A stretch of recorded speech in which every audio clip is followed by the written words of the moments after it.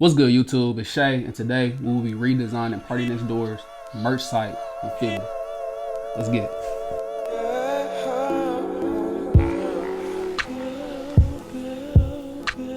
Okay, so today I wanted to show like a behind-the-scenes process of, how I approach web design, UI, UX, kind of all the same thing, but essentially just how I approach coming up with digital solutions. Our example today, and this is completely unsolicited, right? Nobody asked for this, so I'm just doing it because I felt like something was wrong with it. So today we got PARTYNEXTDOOR. That's my dog. I've been a Party fan forever. And if you're a Party fan, go ahead, smash the like button for me. So he tweeted out the link a few weeks back. I clicked on it. I land. I'm not as impressed. I'm not impressed. The shopping experience just didn't feel like it matched the vibe of the mixtape.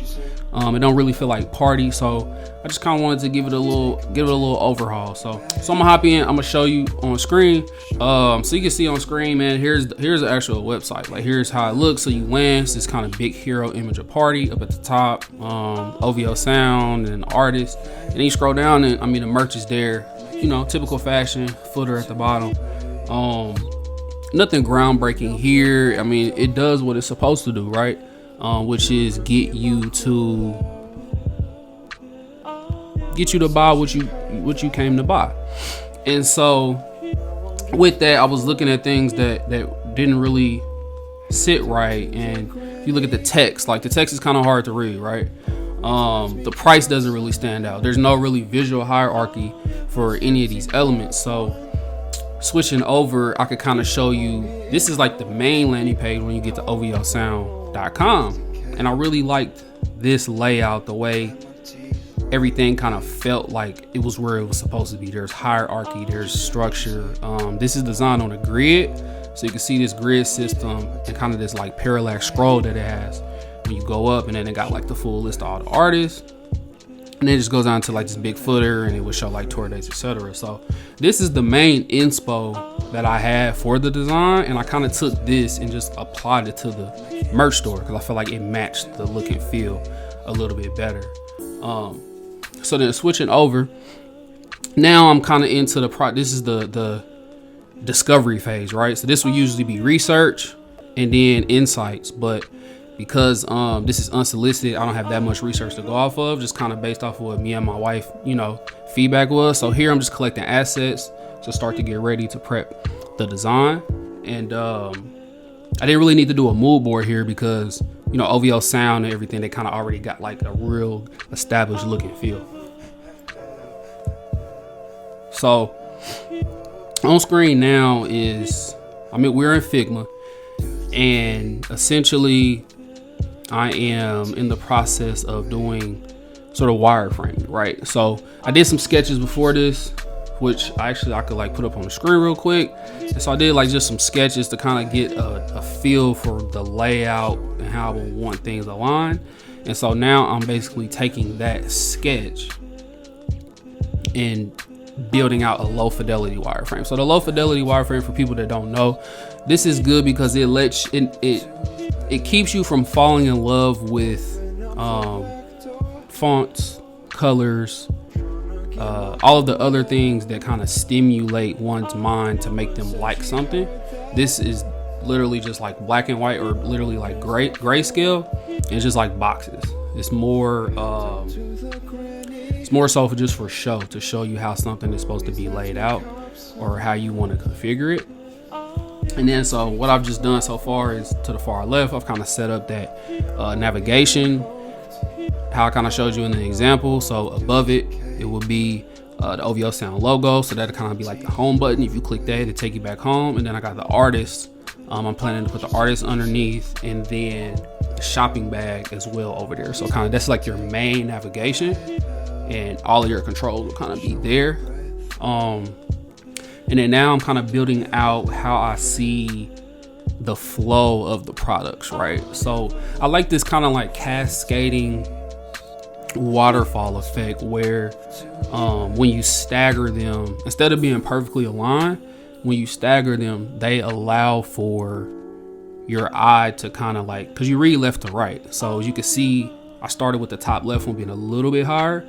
So you kind of like read left to right and then down. kind of like this. So it's a very natural sort of movement for the eye.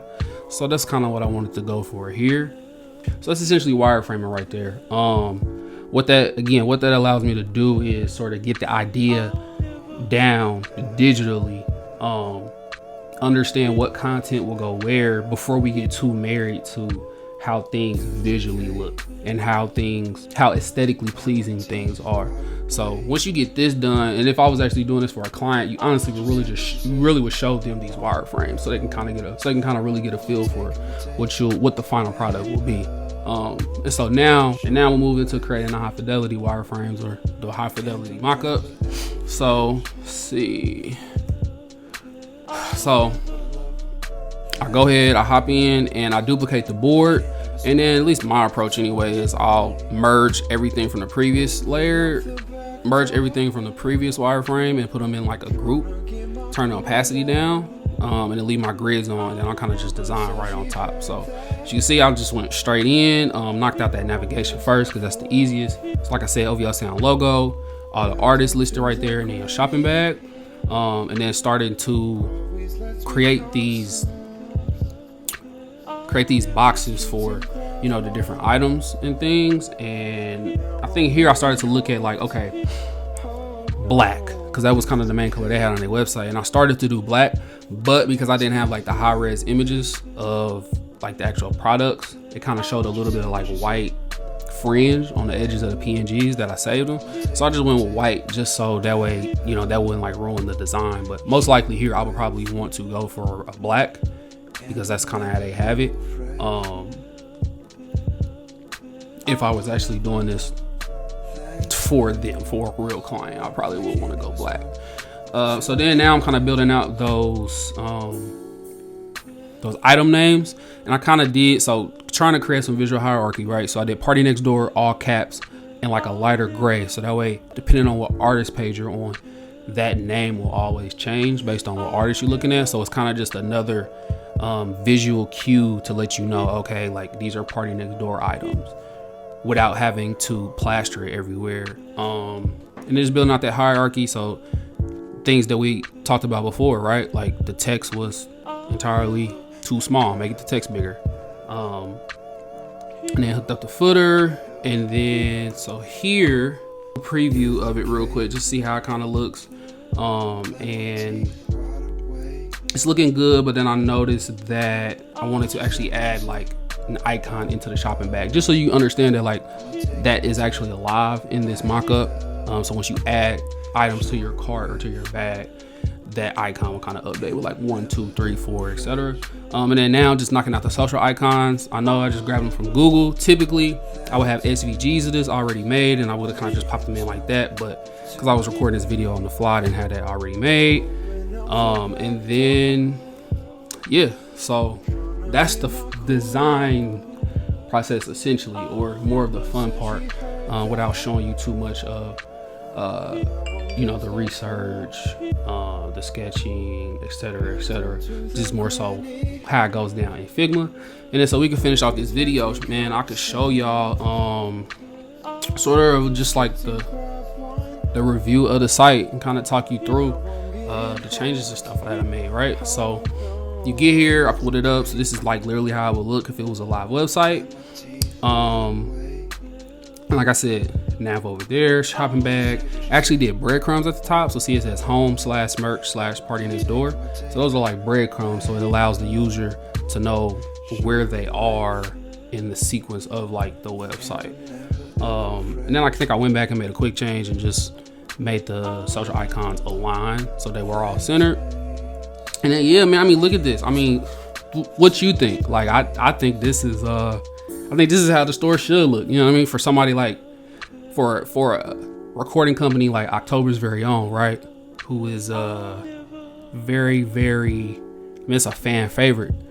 You know, they got the resources to kind of make stuff like this happen. So and I really love this. I love this for them. It's simple, it's to the point. It's on brand for them, but also it just feels like a more intuitive, more enhanced shopping experience to me. And then last thing on this, so you can see at the far left how the logo is not, or the nav is kind of floating down into the footer. So if I was like fully prototyping this, we would probably have that nav be a kind of stick up to the top left, so that way it doesn't scroll into that footer at the bottom. And also just other things like having some sort of you know, if I was prototyping this, having some sort of hover state where once you click over an item, it will give you options like quick shop or add to cart, or you know, stuff like that. So yeah, man, that is my little quick sort of redesign of this one page of PARTYNEXTDOOR's merch site. So I hope you enjoyed this video.